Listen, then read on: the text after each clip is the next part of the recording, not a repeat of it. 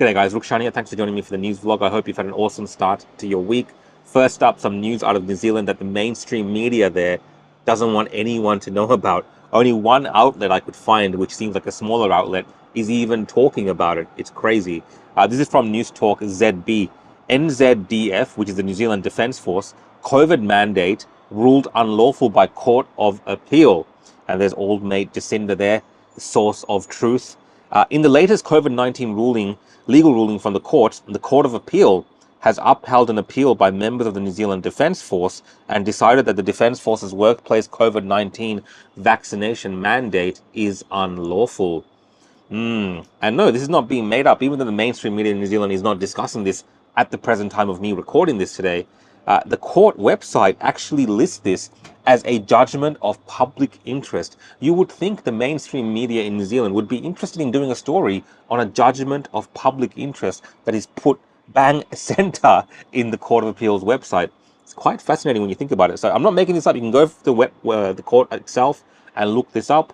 It's got Judicial Review, Required COVID-19 Vaccination, Defence Act 1990, Armed Forces Discipline Act 1971, New Zealand Bill of Rights Act 1990, Appeal allowed.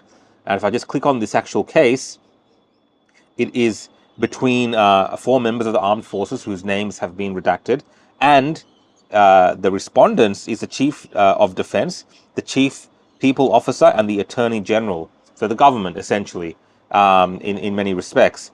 So the finding, I'll just read the last bit of this, what was held in the appeal. But the respondents have not demonstrated that the more stringent and prescriptive consequences brought by the TDFO for not having these particular vaccinations is justified. In particular, the respondents have not shown that the ongoing efficacy of the armed forces could not have been ensured by less rights-limiting measures along the lines of identified by the appellants. To that extent, the TDFO is inconsistent with the New Zealand Bill of Rights Act. The appeal is therefore allowed. So essentially, what this judge or what this court found is that these mandates that were forced on these members of the military, who sometimes face disciplinary action for not going through with them, were a breach of the New Zealand Bill of Rights. So unlawful, right? Illegal, however you want to phrase it. And, you know, it was actually even mentioned by Winston Peters, who is the New Zealand Deputy Prime Minister. He actually tweeted this as well. This is what he wrote. New Zealand first campaigned on and fought for the removal of any and all remaining workplace mandates being enforced, and we ensured it was included in our coalition deal with National. The ruling by the Court of Appeal is evidence that it is the right and just thing to do to get rid of these remaining mandates. And you got the article there.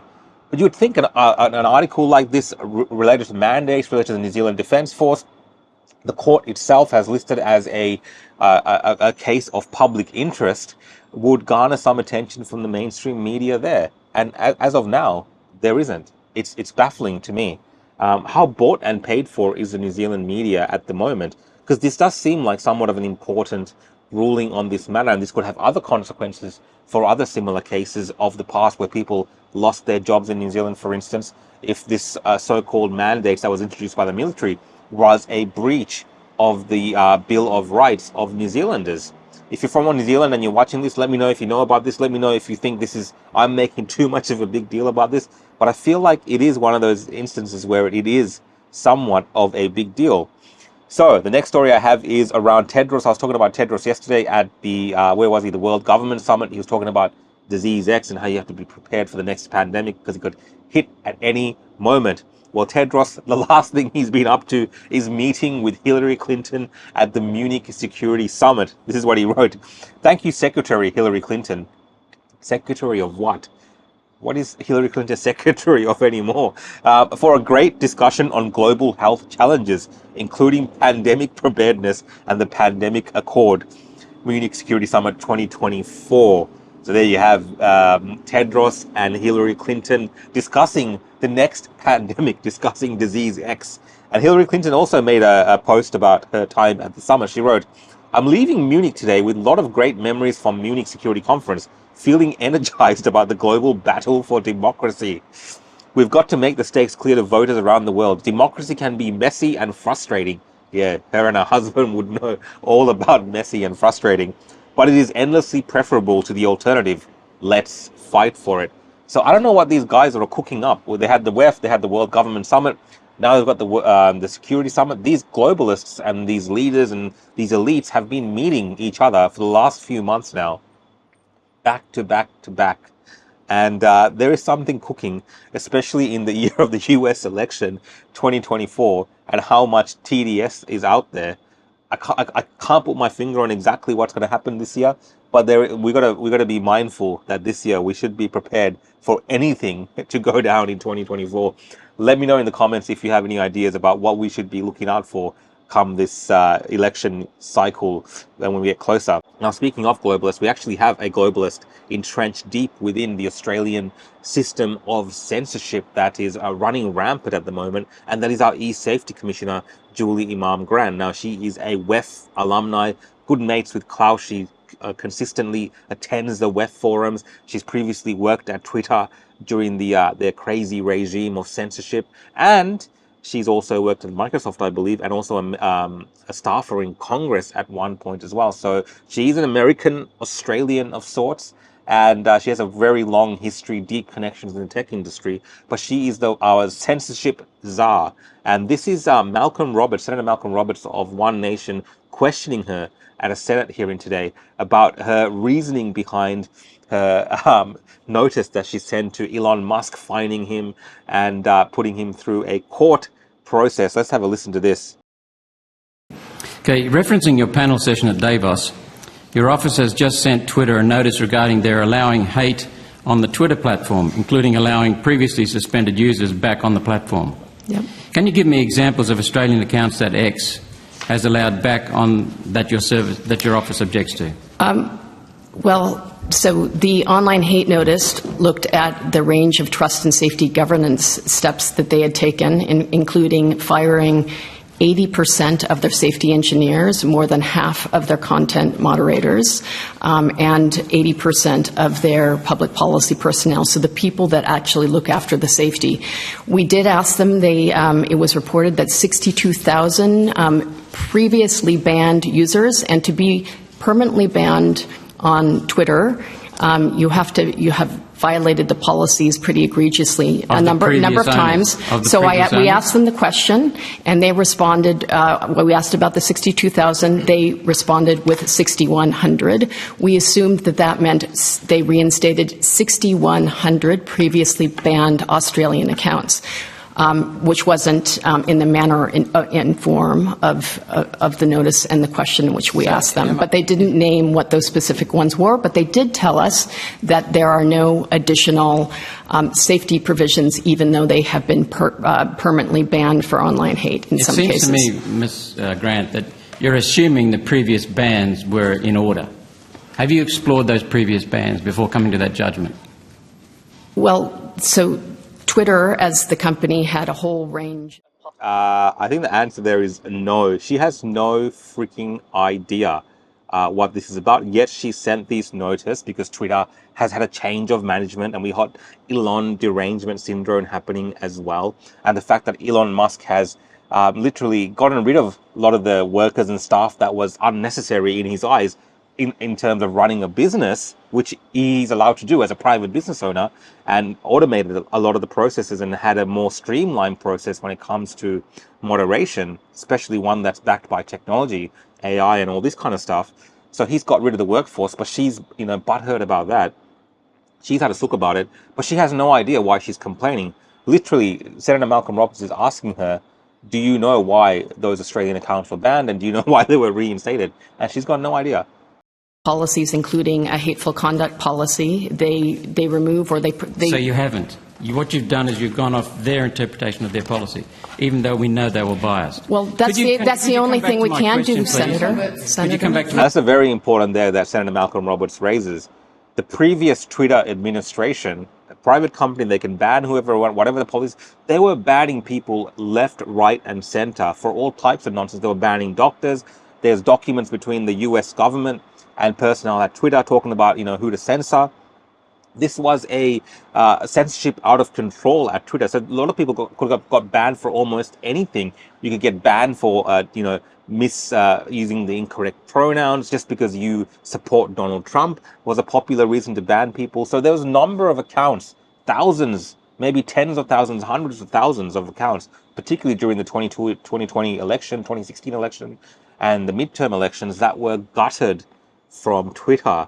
So she has no idea regarding which Australians have been removed, which accounts have been reinstated, and for what reasons. And anyway, why does she care if those accounts were reinstated by a private company who now has different policies around free speech? She is so insistent on censoring Australians that she sent a letter and this notice to Twitter based on absolutely nothing besides her own desire to have Australians censored. This is exactly the type of individual that the West promotes.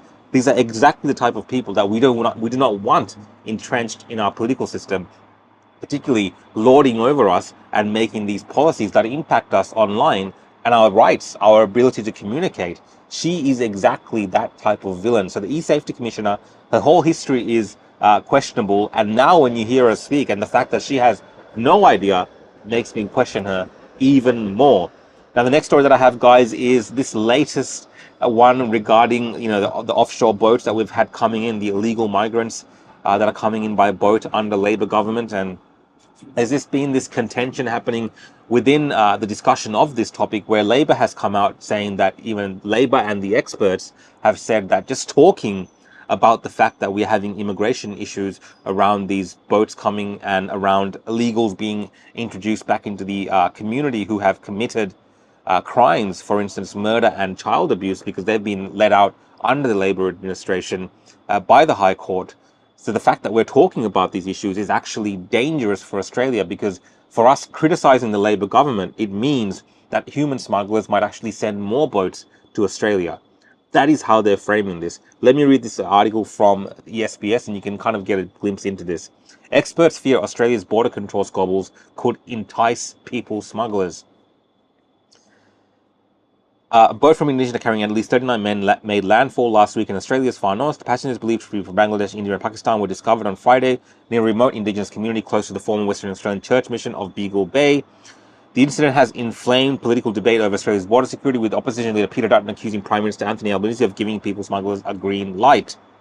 Albanese accused Dutton of being a cheer squad for things that undermine our borders, and reiterated early comments made by Rear Admiral Brett Sonta, commander of the Joint Agency Task Force Operation Sovereign Borders, in which he warned that allegations of weak border security could embolden people smugglers further. Now, what do you think about that point? I think it's fair game for us to criticize government policy. It's fair game to criticize governments when they let out child rapists and murderers into the public. It's fair game for us to criticize government when these boats start arriving on our shores unchecked by our border security. If we cannot criticize and comment on this, and their excuse is by criticizing them, it actually emboldens people smugglers, I think we have a whole lot of other problems in terms of how we secure our borders and how we deal with these type of issues. I think it's completely fair to keep an eye on these institutions. I think it's completely fair to put pressure on the border force, and it's more than fair that Albanese is politically challenged on these type of policies to keep him in check. I think that's just a part of being in this political system that we live in. I don't get this whatsoever. Next story, guys, is Lisa Wilkinson. There's speculation by The Australian that she could be potentially heading to the ABC. That's right. Controversial journalist Lisa Wilkinson, who is dumped by the project and has a ongoing stoush with Channel 10 and Bruce Liam and Brittany Higgins. I don't want to go through the whole saga now, but she could be being paid for by the public come sometime in the future after this court case defamation thing that she's going through ends. I don't know what to make of this. I'm not sure if we want to be paying Lisa Wilkinson from the taxpayer's pocket, but we might soon be privy to having her grace our screens, interviewing all manner of people on ABC, paid for by us. Let me know what you think. Do you want Lisa Wilkinson appearing on the ABC? That's an interesting one. This one, guys, just to finish up, we have genetically modified bananas resistant to Panama disease given approval for Australian consumption. So GM foods, so in this case GM bananas, have been approved for consumption by Australians. Now, at this early stage, it is not going to be put into market as it's related to, what stock and produce is available to us at the shops. Apparently, they're keeping it as a backup. If this Panama disease thing spreads, they have a variant that they've genetically modified that's resistant to this disease that would be made available to producers to grow and then sell to the public. So, what do you guys think about that? Would you eat a GM banana? I'm not 100% sure if I would eat a GM banana. I'm very reluctant when it comes to these kind of modified foods and things like this, where they add all these different bits and pieces to create these things. I don't know. I don't know. But is this the future that Klaus Schwab and the WEF wants? Banana still sounds better than eating bugs for now. I mean, if I had to pick between a GM banana and crickets from the WEF lunch menu, I'd probably pick the GM banana. Anyway, guys, that's it for today. I hope you've enjoyed my show. If you want to follow along with what I'm up to, you can hit that button, subscribe button on YouTube. Also hit the notification bell and you'll get updates when I upload videos. You can also put suggestions in the comments if there's any news stories you think I should cover. You can also follow me on X, Instagram, Facebook, Rumble, Odyssey, and I think that's all of them. All right, guys, see you tomorrow. Bye.